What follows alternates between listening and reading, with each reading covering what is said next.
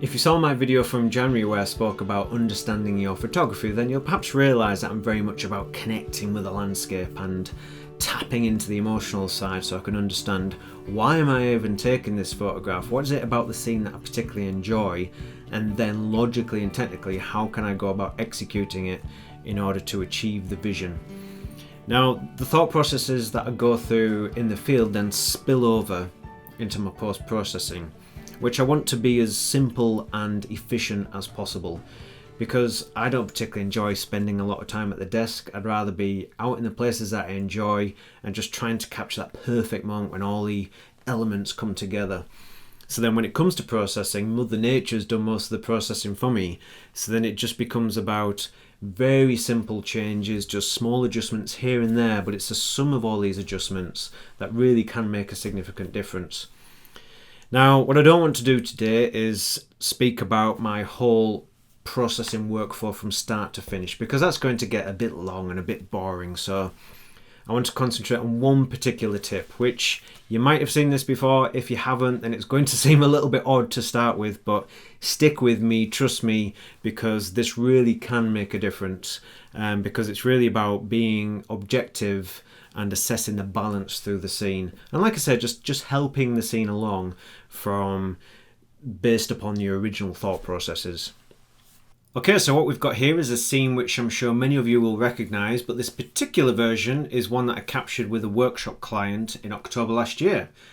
Now, Jasper has given me permission to use this photograph as a basis for this tutorial, so thank you very much, Jasper.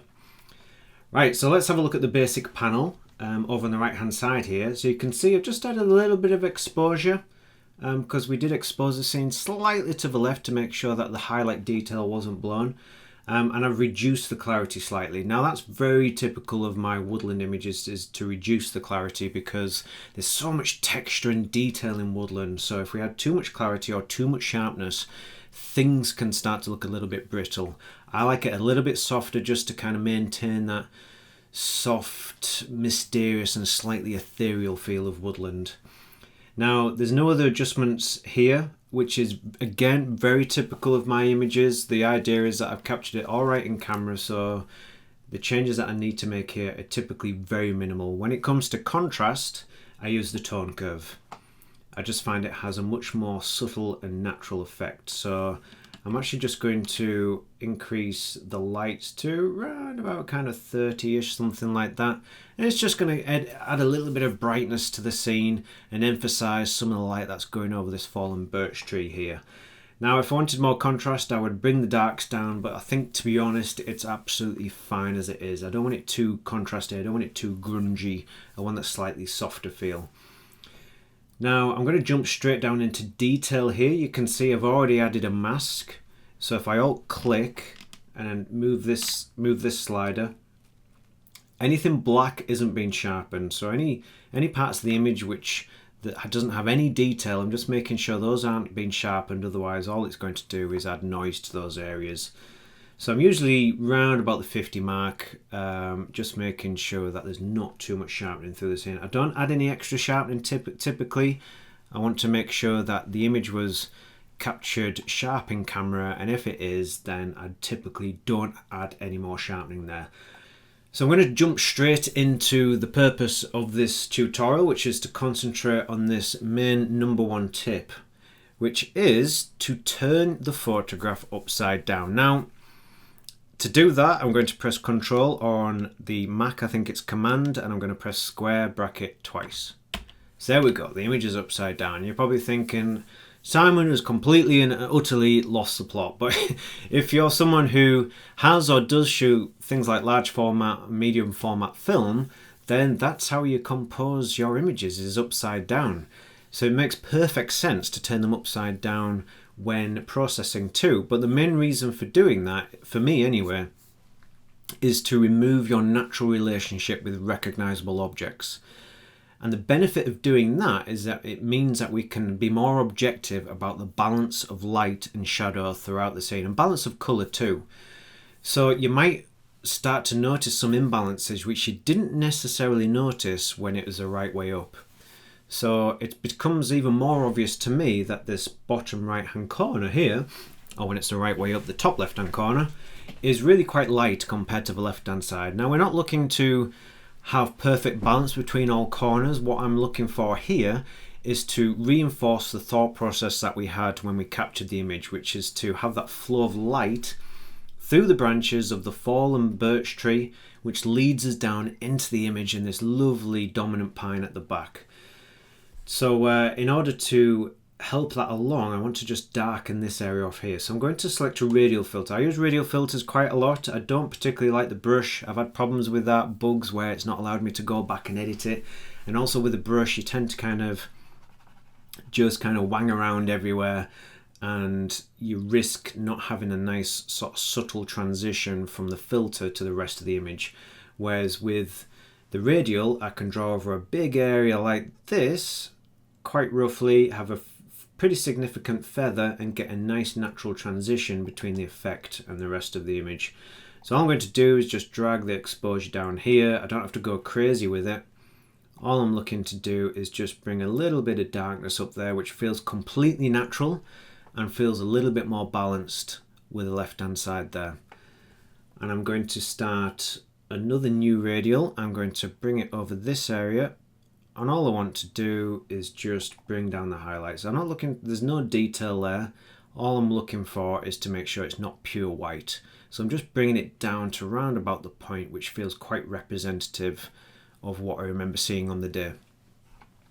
Now, other areas which sort of stand out to me is, so if I look at this top left hand corner here, then this little bit of area of bilberry bush foliage there, that seems a little bit too bright. We can probably afford to bring the exposure down across that top edge entirely. And then over, if we look over on the right hand side near this fallen birch tree, then this area here, that also seems a touch bright. So what we're really wanting to do is bring down some of the light in some of the areas which could possibly cause a distraction and disrupt the flow through the scene. So I'm going to start another radial, and I'm going to bring it over this area of foliage here, like that. And again, I'm just going to bring down the highlights a touch there. I'm going to start another new one, and I'm going to bring it over this area here. And again, all I'm looking to do, not the exposure in this case, I just want to bring the highlights down so it's just a little bit less distracting over there. And what I quite often do as well is that, you know, to kind of take the emphasis off some areas isn't just about reducing highlights or reducing exposure. Sometimes we can actually just bring the saturation down a little bit, and it doesn't have to be much. Just a tiny bit in some areas just can help to remove the emphasis from that place without it being obvious. So nobody's going to notice that I've dropped down the saturation a little bit, but all these tiny little adjustments here and there can really make a difference. Now I'm also going to take a grad, and I'm going to make it quite soft. I'm going to just bring it down that top edge there, and then I'm just going to just knock the exposure back just a little bit. Not a lot, we've only gone 0.3, but again, just small adjustments here and there. Now I'm going to take a radial again, and like I said, but what we want is this flow of light and energy from this fallen birch tree taking us down to this lovely pine tree down here, and the character and mood of those arching branches. So I'm going to have quite a nice radial over that area, and all I'm going to do is just bring the whites up. So I'm just boosting the light in that area. We don't have to go crazy, but we can go quite significant in the adjustment and it still feel natural. But the good thing about radial as well is that you've got the brush within the radial, and then within the brush we've got erase down there. So what we can do is actually, we've lifted all the whites in this area here, but we perhaps don't want it to affect this area here. So I'm just going to erase that filter from that area here, so these bits aren't going too bright, and then it feels a little bit better balanced. And there we go. So yeah, that's starting to feel a little bit better. What I might actually do is just come back to this one here, click on brush within that radial, and perhaps just drag the highlights down in some of those areas there. They do look nice down here, but I don't want them to be kind of too bright and stand out too much and cause too much of a distraction. So I'm going to flip this back around now. And I think what I'm actually going to do is select this radial adjustment here, click in brush, and then the boost in whites that we added to this area, I'm just going to lightly brush over the tree there, just to emphasize some of the light that's coming through the opening of the canopy and hitting this fallen birch.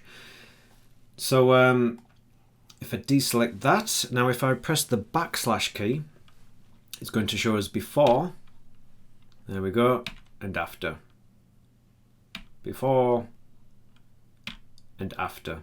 So you can see just by some very minor adjustments, what we've actually done is just shifted the concentration of light by putting some of the edges into better balance, and then it means that the light is now more concentrated along the fall of and the branches of the birch tree, and then taking us down to ultimately what is probably the end point for the viewer's eye in the image, which is that lovely pine tree back there, and the light which is filling the space behind it, which we've emphasized by boosting the whites there.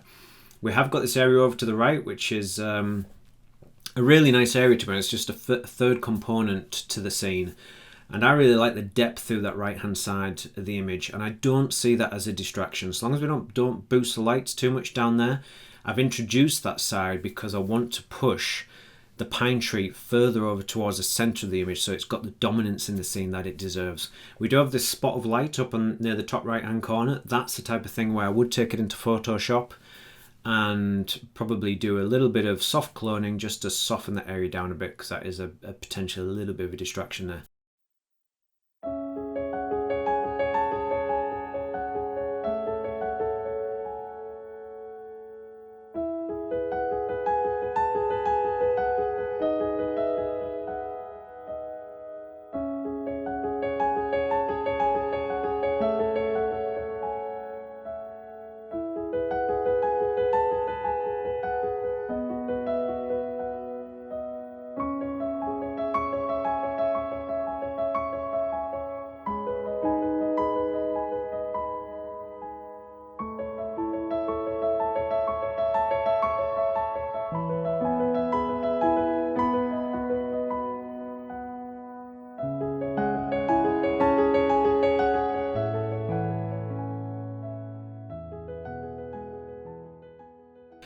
Please do try it. I promise you it does work. It's going to be more effective in some images than others, but give it a go. Let me know how you get on with it. I'd love to read your comments to see if you already use it, or perhaps if it's new to you, then how you get on with it.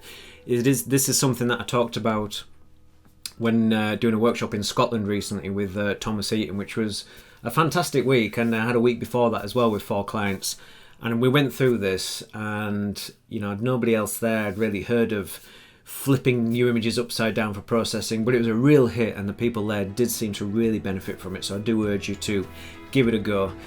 So I am going to do some more post-processing videos, so I'll get into some of the other bits and pieces which I do, but hopefully this has been of some use to you.